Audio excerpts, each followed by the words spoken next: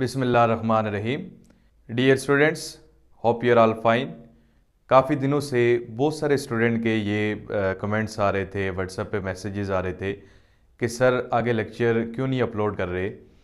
तो स्टूडेंट देखें, इन दिनों में काफ़ी ज़्यादा बिज़ी स्केड्यूल होता है, क्लासेस होती हैं काफ़ी, तो उसमें से टाइम निकालना बहुत मुश्किल होता है। फिर आपको बताया कि मैंने असाइनमेंट्स प्रिपेयर किए हैं और उसके सॉल्यूशन रिकॉर्डेड फॉर्म में भी अपलोड किए हैं और उसके साथ साथ पीडीएफ में भी अपलोड किए हैं। तो तकरीबन 1.5 मंथ मेरा उसमें लग गया। तो आज 2-3 दिन हुए थे तो मैं वहाँ से फ्री हुआ हूँ, असाइनमेंट्स कंप्लीट हो गई हैं, ठीक है, मैंने अपलोड भी कर दी हैं। और उनके जो पीडीएफ सॉल्यूशन है, अगर किसी को चाहिए तो वो आप व्हाट्सएप पे मुझसे रब्ता कर सकते हैं, ठीक है। तो मेरी जो टीम मेंबर है वो इंशाल्लाह आपको सेंड कर देंगे। और इसके अलावा मैं कोशिश करूँगा कि हमारा जितना भी कोर्स रह गया है, ऐसा कोई ज़्यादा नहीं रहा, अगर मैं रेगुलरली वीडियोस अपलोड करता रहूँ तो मैक्सिमम 10 से 15 दिनों में कोर्स हमारा कंप्लीट हो जाएगा।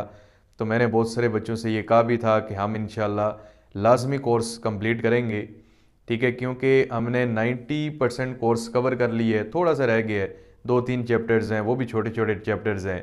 तो इंशाल्लाह मैं कोशिश करूँगा आने वाले 10-15 दिनों में इसको कंप्लीट कर लूँ। तो देखें, आज जो टॉपिक हम डिस्कस करेंगे वो है रिएक्शंस ऑफ अल्कोहल्स।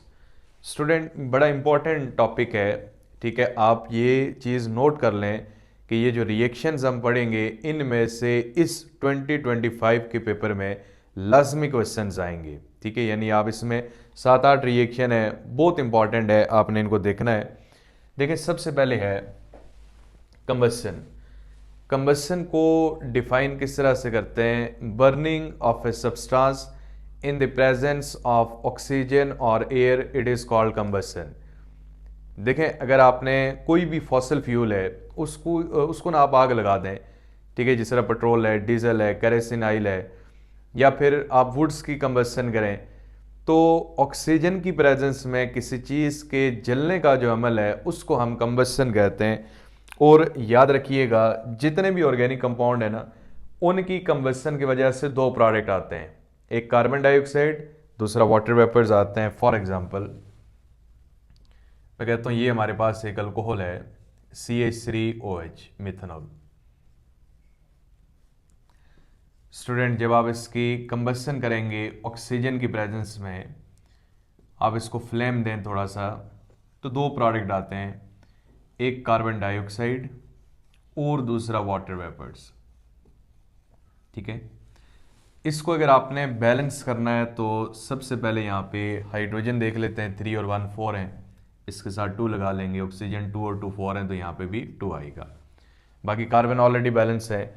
तो किसी चीज़ के जो बर्निंग का प्रोसेस है एयर या ऑक्सीजन के प्रेजेंस में, इसको हम कंबस्शन का नाम देते हैं। इसी तरह अगर हम कहते हैं let's say C2H5OH, ethyl alcohol है।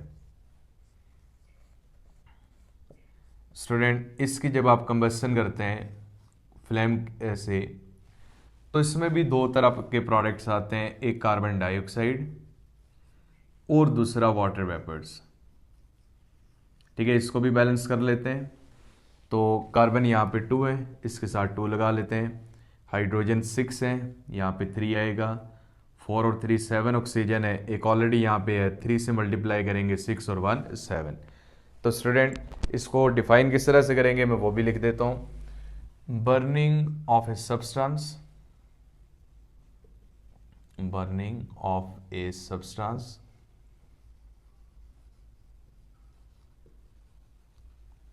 in the presence of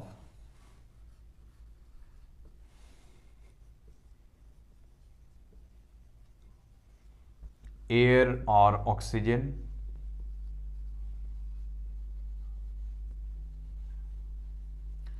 is called combustion, ठीक है। देखें, ऑक्सीजन गैस, एयर की जब आप बात करते हैं ना, तो एयर में से जो गैस कंबस्शन में यूटिलाइज होती है वो ऑक्सीजन गैस ही है, ठीक है। अब ऑक्सीजन गैस इटसेल्फ कंबस्टेबल नहीं है, यानी इसको आग नहीं लगती, but it helps in combustion process, ठीक है। उसके बाद नंबर 2 पे है reaction with thionyl chloride and PX3। ठीक है, इसमें एक याद रखिएगा, when alcohols are reacted with, ठीक है, when alcohols are reacted with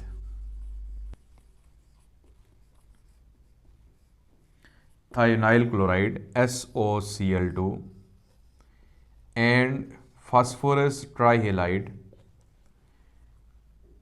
alkyl halides are formed। ठीक है, यानी जो प्रोडक्ट्स होंगे ना वो कौन से होंगे, अल्काइल हेलाइड्स। अब स्टूडेंट देखें कैसे अल्काइल हेलाइड बनेंगे। इसमें ना एक दो रिएक्शन हम यहाँ से लिख लेते हैं। सबसे पहले थायोनाइल क्लोराइड के साथ लिखते हैं, ये एक अल्काइल हेलाइड है C2H5Cl, ठीक है, इथाइल क्लोराइड। जब आप इसका रिएक्शन कराते हैं थायोनाइल क्लोराइड के साथ SOCl2 के साथ, नॉमेनक्लेचर स्टूडेंट आपको आना चाहिए, ये इथाइल क्लोराइड है या क्लोरोइथेन है, इन the presence of solvent pyridine, same like benzene, एक कार्बन की जगह नाइट्रोजन आता है, इसको कहते हैं पाइरिडीन। ठीक है, ये एज ए सॉल्वेंट यहाँ पे यूज़ होता है। अब स्टूडेंट जब आप इनका रिएक्शन कराते हैं, एक तो आपने याद रखना है कि ये अल्काइल हेलाइड यानी इथाइल हेलाइड, यहाँ पे क्लोरीन है, तो एक प्रोडक्ट आएगा C2H5Cl, इथाइल क्लोराइड आ गया। बल्कि यहाँ पे ना आपने अल्कोहल का रिएक्शन कराना है, क्योंकि हम जो रिएक्शंस पढ़ रहे हैं ना वो किसके हैं, अल्कोहल्स के हैं। तो C2H5Cl प्लस SO और यहाँ से एक ऑक्सीजन SO2 बन जाएगा, सल्फर डाइऑक्साइड। ठीक है, यानी एक क्लोरीन इथाइल के साथ इथाइल क्लोराइड आ गया, सल्फर ऑक्सीजन ऑक्सीजन SO2 आ गया, फिर ये जो हाइड्रोजन है और एक क्लोरीन रह जाएगा, ये बना लेंगे HCl। अब स्टूडेंट ये बड़ा एक अच्छा मेथड होता है प्रिपरेशन ऑफ अल्काइल हेलाइड का। वजह क्या है, क्योंकि सल्फर डाइऑक्साइड गैस है, HCl भी गैस है, तो दोनों एयर में निकल जाएंगी, तो पीछे जो प्रोडक्ट रह जाएगा वो कौन सा होगा, इथाइल क्लोराइड। फिर एक और PX3 के साथ रिएक्शन है, अगर सेम अल्कोहल है इथाइल अल्कोहल, इसका आप रिएक्शन कराते हैं PX3 फॉस्फोरस ट्राईहेलाइड के साथ, PCl3 भी हो सकता है, Pi3 भी हो सकता है, PBr3 भी। X के मीनिंग हेलोजन है, एक स्टूडेंट आएगा अल्काइल हेलाइड, दूसरा यहाँ पे H3PO3 फॉस्फोरस एसिड। ठीक है, और इसको बैलेंस करना है तो यहाँ पे 3 लगा लेंगे, इसके साथ भी 3 आ जाएगा। ठीक है, तो स्टूडेंट इसमें ना यहाँ पे PCl3 भी हो सकता है, PBr3 भी हो सकता है, Pi3 भी हो सकता है।